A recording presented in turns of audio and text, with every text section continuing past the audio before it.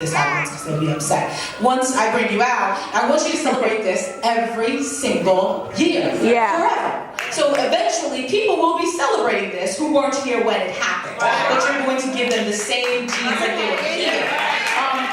And so they're supposed to celebrate this every year, but one of the instructions he gives them is that the lamb that they use must be a year old. So to me, I thought, well, if the lamb has to be a year old, but we celebrate this every year, it would mean that the only sacrifice that would be acceptable to you is the thing that was born the last time I came.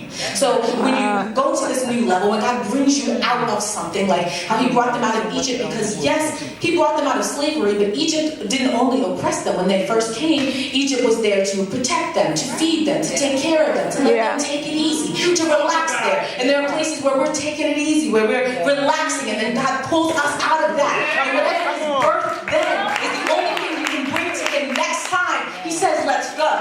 Just the same way that lamb was born the last time they were there is the same thing that happens here, from generation to generation. And when we get to Joshua, chapter 1, God is like, Moses, my servant, is dead. So let's go, Joshua, and I will be with you like I was with him.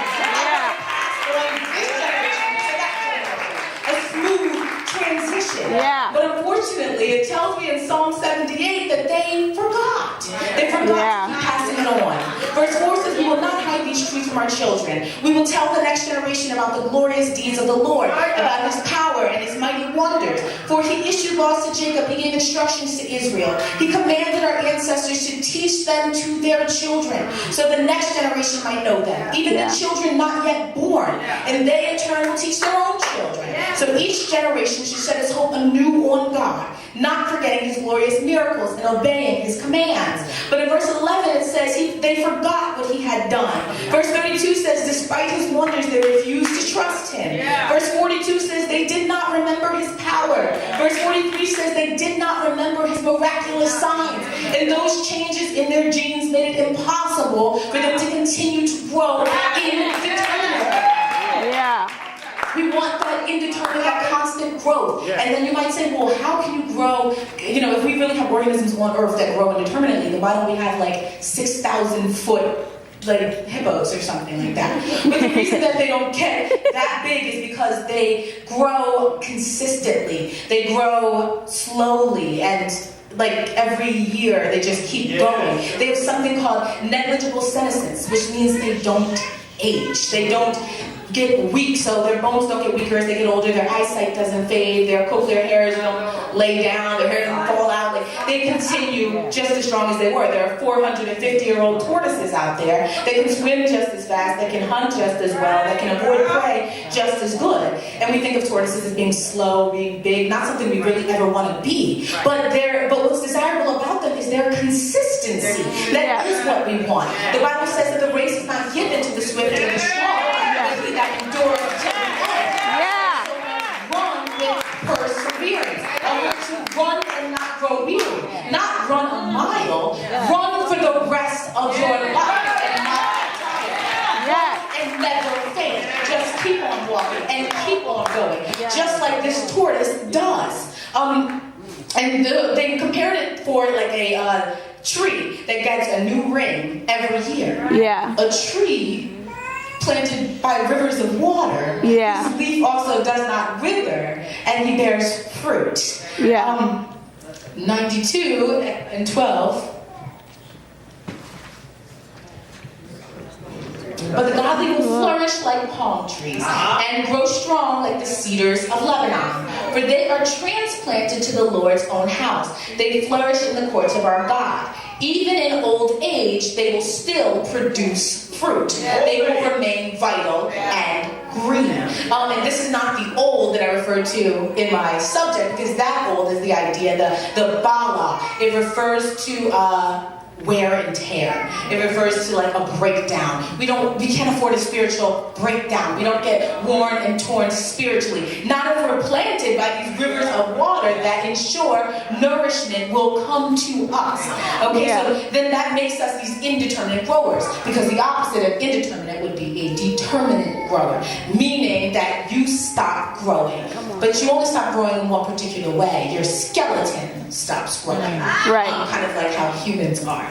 They stop growing. And your skeleton is your supporting framework, Right. your basic structure, and your essential part. So for you to decide to be spiritually determinate means that you will eventually quit on growing in your essential part, growing your basic structure, your framework. You will no longer grow that way. Yeah. But we know as humans, we do still grow. Out. We get bigger. And it's noticeable.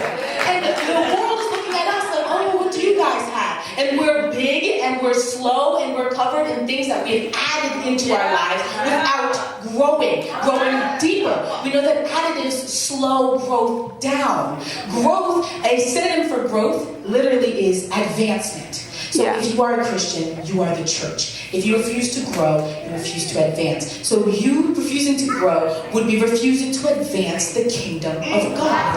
And that confuses me, because that's our whole mission. We must advance the kingdom of God. Yeah. The antonym to advance, the antonym to grow is wither.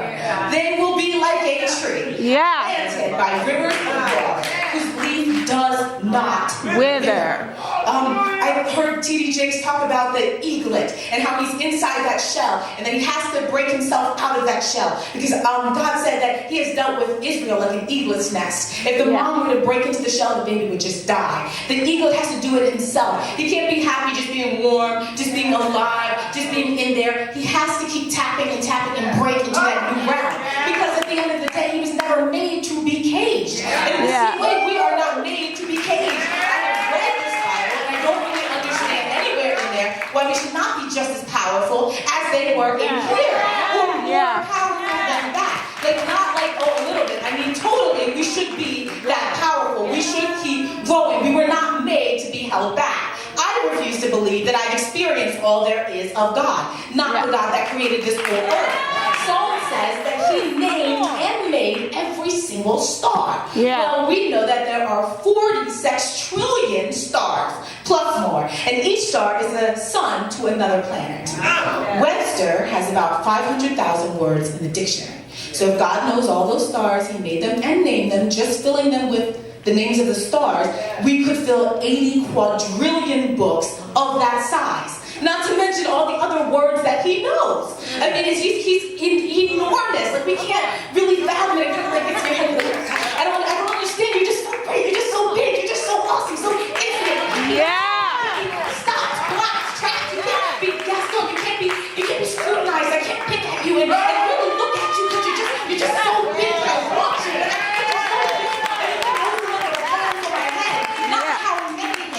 The name and number of each hair.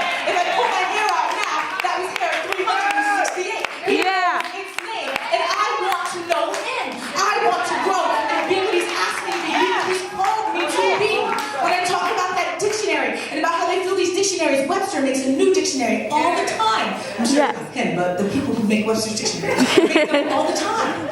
And they're not just adding words. They're changing the meanings of words. Because the way language works is that the definition of a word is how it's used.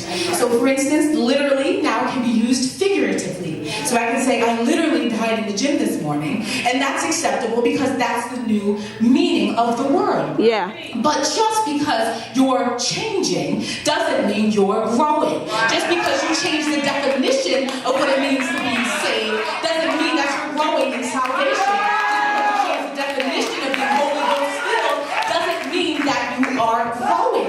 You're not getting any bigger. We want to grow in God. I tried to tell you what I read, what he said. I hope that makes you want to grow in God. Let's stand up. Amen.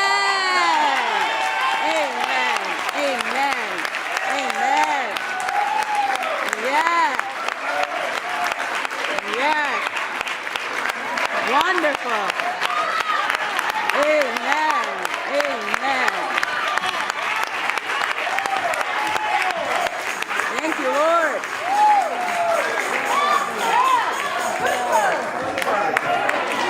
I want to give my best to you. I want to do what you ask me to. I want to go wherever you say. Just say the word and